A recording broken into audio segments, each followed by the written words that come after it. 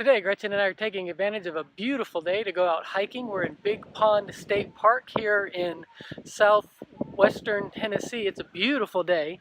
If you look behind me, you'll see all kinds of greenery. It's lush, it's full. You would think that as far as the eye could see, that there's nothing but beautiful greenery. But actually, right behind me as we were pulling in, we passed a lot of forest that had been burned out, and it needs to be replanted and new life needs to come. Sometimes when we talk about planting churches, we look at the churches that are there. We miss the fields that have not yet been reached or that need to be reached again. Today we're going to talk about the necessity for church planting. Hope you enjoy the lecture. Today we're going to be talking about why we would want to plant a church. What is the necessity for church planting? Why go through all of that trouble? Well, the first reason we would want to plant a church is it's biblical. We're commanded to do it. That should probably be the end of the discussion, and you should just agree with that and go on about your day. But of course, we're going to keep going with this video. Matthew 28:19-20 tells us that we are to go and make disciples of all the nations, baptizing them in the name of the Father and the Son and the Holy Spirit. Teach these new disciples to obey all the commands I have given you, and be sure of this, I am with you always, even to the end of the age. Now, if you study that for a little bit, just kind of look at it and say, now where in that passage do we find the word church? Guess what? It's not in there. So why would we use Matthew 28:19-20 as the foundation for saying the Bible commands us to plant churches when the word church doesn't even appear? What does appear is making disciples, baptizing, teaching, obedience to scriptures, and the presence of God. All of that takes place in the context of the church. Now remember, that may not take place in the context of a building, but the church is not a building. It may or may not meet in a building. The church is a group of baptized believers who have gathered together to do these things. And so in this passage, Jesus is describing what it is we are to do as his church. It is biblical for us to start new churches. The second reason we want to be planting new churches is it is effective. New churches win more people to Christ and grow faster than existing ones. New churches baptize 11.7 people for every 100 resident members, whereas existing churches baptize 3.4 new believers for every 100 resident members. So basically, new church plants are 4 times as effective at evangelism. C. Peter Wagner has said that the single most effective evangelistic methodology under heaven is planting new churches. 1/3 of new church starts are made up primarily of people who come from an unchurched background. Now, honestly, I would like to see that number increase, but still, it is the most significant impact on lostness occurring in America today and around the world. That's why we want to start new churches. Finally, we want to plant new churches because it is essential. New churches revitalize existing congregations. New churches replace those that die. And new churches reach new generations and new communities that existing churches don't reach due to culture, language, history, race, etc. I'm going to share with you some slides that I got from a good friend of mine, Dr. Mark Gray, who oversees church planting in the Baptist State Convention of North Carolina. And when I saw these, it was just really thought-provoking for me. I hope it will be for you. He says it takes all kinds of churches to reach all kinds of people.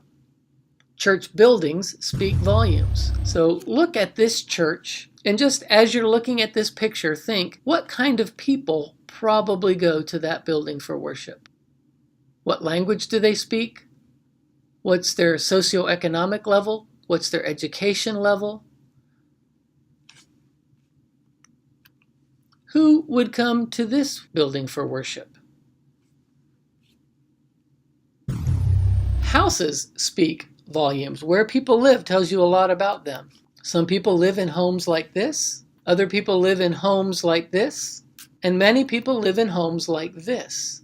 Different people live in different kinds of housing. They drive different kinds of cars. Some people drive a car like this. Some people drive a car like this. Some people drive a car like this. Many people don't even have a car. So thinking about where people live, the kind of cars they drive, what kind of church would they go to? Would all 3 of these cars, all 3 of these homes be comfortable meeting in the 2 church buildings that we saw in the beginning? Or would they not go to either of those, and would another form of church be necessary to reach them. We need to understand that different kinds of churches reach different kinds of people. So it's essential that we plant new churches to reach every segment of society. Is the church in sync with the people in the community is an important question to ask when you think of your church and the people who are around your church. Is your church the right church to reach the people around you, or does another church, another kind of church, need to be started? It's also essential to start new churches as we realize that worship attendance in church plants brings in new people, as we've already discussed. The average church in its first year reaches 51 people. In its second year, it reaches 74. In its third year, it averages 95. In its fourth year, it averages 124. That's bringing new people, all of those baptisms resulting in new people coming into the church to worship the Lord Jesus Christ. The average church in the first year will lead 11 people to faith. In the second year, 14 people to faith. In the third year, 18 people to faith. And in the fourth year, 17. Notice how it's beginning to go back down. That's pretty quickly that the new church loses its evangelistic zeal that it had in the beginning. And so we need to constantly be starting new churches. Now let's think about Acts 1:8. We looked at Matthew 28:18 through 20. The other famous missions passage, Acts 1:8, tells us that we are to be his witnesses in Jerusalem, Judea, and Samaria. So let's think about those four areas and why we would want to start new churches in each of those areas. First, why would we want to plant new churches in our Jerusalem? For me today, my new Jerusalem is Memphis. The total population of Shelby County in the years 2000 to 2010 grew by 29,611 new people. So if for no other reason than just the growth of the population, we would need to start new churches to minister to those almost 30,000 new people. The nuns grew by 76,753. That's people who identify with no religion whatsoever. There are now almost 5,000 more Hindus than there would have been 10 years ago. Mormons increased by 2,767, Buddhists by 1,788, and Muslims by 1,268. So all of that is amazing to think of all of the people that are moving into Shelby County, to the Memphis area, all of the people who are at the same time moving away from what they used to believe, as we see that in that same 10-year period when all of these other groups were growing, Southern Baptists declined by over 14,000. So we need to plant new churches to reach our Jerusalem, to reach the city of Memphis. According to the Mid-South Baptist Association, to reach the national average of one church for every 909 people, Memphis would need to start 1,200 new churches.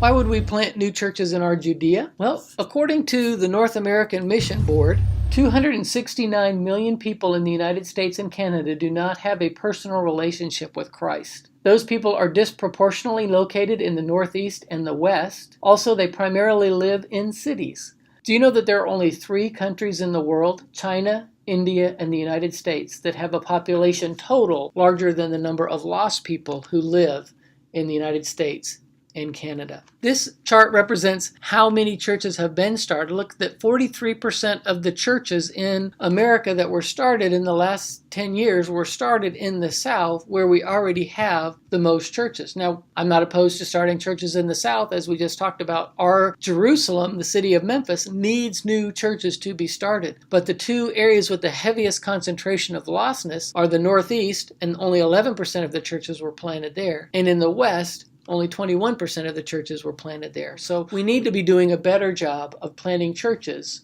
in our Judea. Another way to look at where we're planting churches in our Judea is to consider the states with the highest number of new churches. Number 1 is Texas, number 2 is California, number 3 is Florida, number 4 is Ohio, and number 5 is North Carolina. It's exciting that all of those churches are being planted in those states, but do you realize that 1 in 4 Southern Baptist churches is located in Texas already, and 1 in 10 Southern Baptist churches is located in North Carolina already? So we need to be planting churches in other parts of the country in order to truly reach our Judea. But what about reaching our Samaria?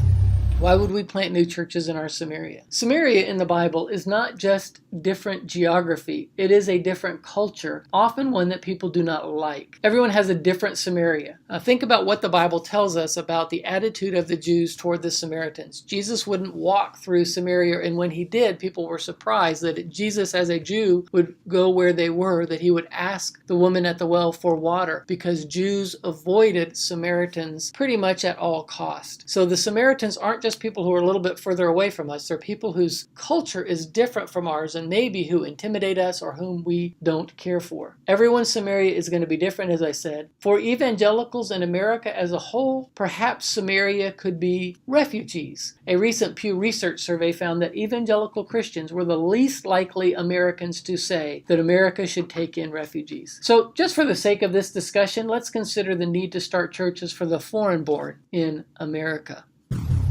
200 different languages are spoken in the United States. 28 million U.S. residents were born outside of the United States. Before 1940, 70% of those immigrants came from Europe. During the 1900s, 15% came from Europe, 37% came from Asia, and 44% came from Latin America. If you look at this statistic here, you'll see that 13% of the churches that were planted in America in the last 10 years were planted among the ethnic communities. That's good news. The foreign-born population is the fastest growing community in America, and ethnic churches are the fastest growing segment of church plants. 13% of the U.S. population is foreign-born. 13% of the churches planted in the last 10 years were made up of majority foreign-born congregations. But there's still a lot of work to be done. Just as one example, currently there are 500,000 international students at U.S. colleges and universities. About 80% of them will complete their studies and return to their country of origin without ever having been in an American's home. We need to do a better job of reaching people who are passing through America, preparing them to understand the gospel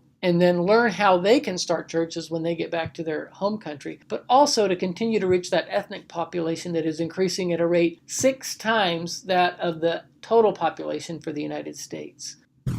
And finally, why would we want to plant new churches in the ends of the earth? This map represents the unengaged, unreached people groups and the need for church planting globally. According to an organization called Finishing the Task, today there are 1,061 unengaged, unreached people groups who are still beyond the reach of the gospel of Jesus Christ. Approximately 31 million people are spiritually lost and helpless, like sheep having no shepherd. They're in a people group that has no access to the gospel, no missionary with a plan to reach them with the gospel. There are another more than 6,000 people groups that have a missionary, that have a church planting plan in place, but still fewer than 2% of the population know Jesus Christ or are in a relationship with the gospel in a way that is going to lead them into a saving relationship with Christ. We need more churches globally. And so we need to understand that God has commanded us to start churches. He has shown us that it is an effective way to bring the gospel to the people who need to hear about him. He has shown us clearly that it is essential to not just gain ground, but to keep from losing ground. We need to be starting churches in our Jerusalem. We need to be starting churches in our Judea, in our Samaria, and to the ends of the earth. Tomorrow we're going to talk about the reasons people give for not planting churches, but in the meantime I want you to be considering where God might be calling you to influence church planting. In your community, is there an area where the gospel needs to go? In your community or near your community, are there a people group that are being overlooked? Or is there a refugee community or an ethnic community that does not have access to the gospel, or a socioeconomic community that does not have a church that is available to them? Multi-housing communities. Very, very few people who live in an apartment complex or a trailer park will ever come out to go to a traditional church building, but they will respond to the gospel if people come into their communities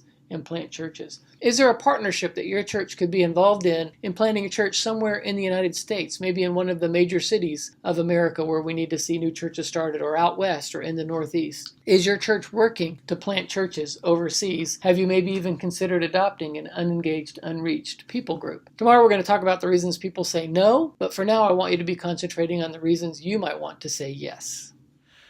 As you look behind me, another feature is that you're going to see a lot of greenery, and you might think, wow, what a bunch of sameness. But if we got closer to each and every tree that's behind me, you would see that there are oak trees, there are pine trees, there are birch trees, There are azalea bushes, there's a whole bunch of diversity, and each kind needs a different type of treatment. That's another thing to keep in mind as we talk about the necessity of planting churches. A diverse world requires diverse churches. Just one more reason I'm glad you're learning how to start churches in this class. God bless.